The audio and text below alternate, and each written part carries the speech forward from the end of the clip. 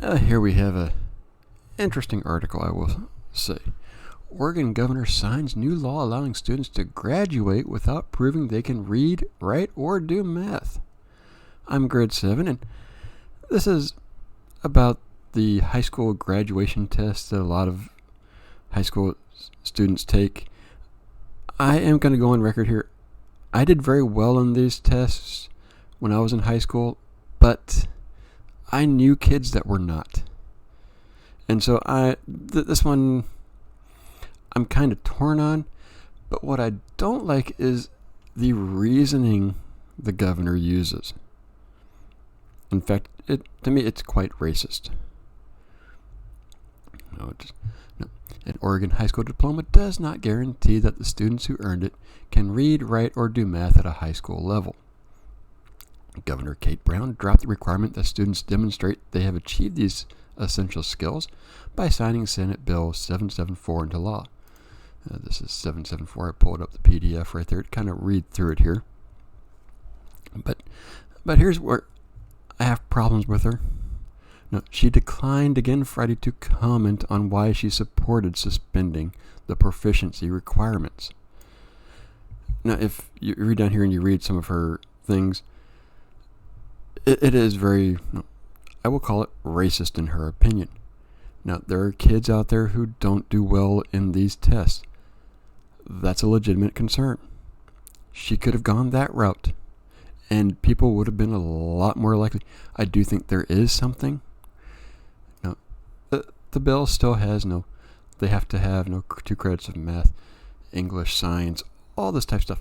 Right here, this is where education fails these kids, not the test. Right here. So, what's going on here? But there's nothing to create what's going on here. Why we need to empower this area. I also don't like how they did this bill. The bill was not entered into the legislative database until July 29th, a departure from the standard practice of updating the public database the same day the bill is signed.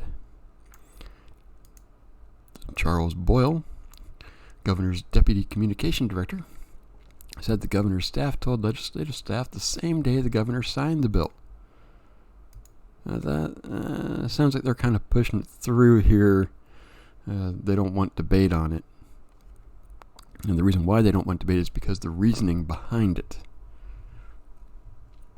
Boyle said in an emailed statement that suspending the reading, writing, math proficiency requirements will benefit Oregon Black, Latino, Indigenous, Asian, Pacific Islander, tribal, and students of color.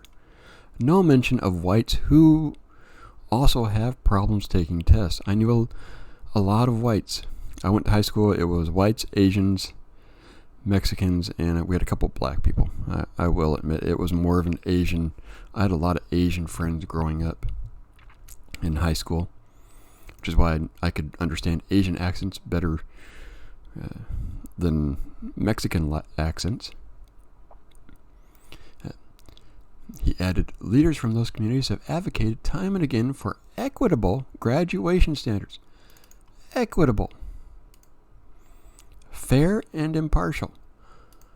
What part of these tests were inequitable? Now, were black students given a different test than white students or Asian students? Now, I'm not following why it's not equitable. Actually, I know why it's not equitable. The only reason is because they weren't graduating at the same rate as whites and probably Asians. I'm not sure why they put Asians right there. No, lawmakers did not pass any significant expansion of learning opportunities. Right here's a big problem. Or support for Black, Indigenous, and students of color during the 2021 legislative session. Right here. That's the problem. If you don't change this area, getting rid of this test isn't going to do a damn thing. All you're doing is putting out kids that can't read, maybe can't write, can't really do anything, and then 10 years from now you're going to wonder why the workforce is so uneducated. But Democrats in the legislature overwhelmingly supported ending the long-term proficiency requirement, while Republicans criticized it for lowering academic standards. A couple of lawmakers crossed party lines on the votes.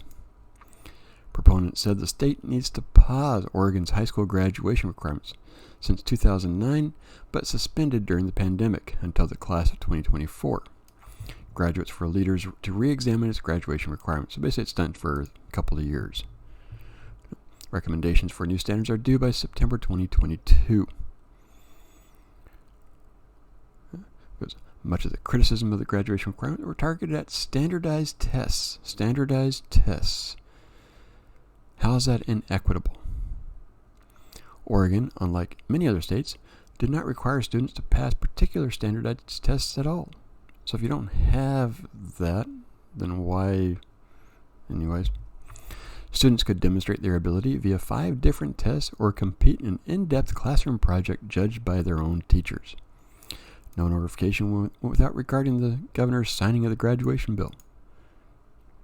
And that's what I kind of have. No, there's no notification. No, there wasn't much debate on it, what it sounds like. Yeah, no. Party lines right here. I can see both sides. No.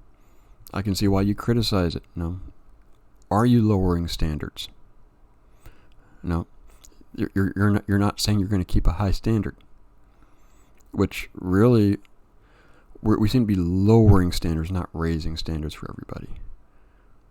And that really doesn't help. So again, I'm kind of torn on this. I can see both sides.